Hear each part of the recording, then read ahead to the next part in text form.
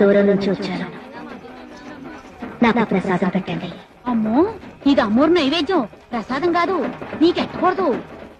ఊరి కొత్తలాగున్నావు, చెంపలేసుకోమ్మా. అయ్యో బాగుంది. దూరం నుంచి వచ్చాను, ఆకలని అడిగితే లేదంటారేంటి?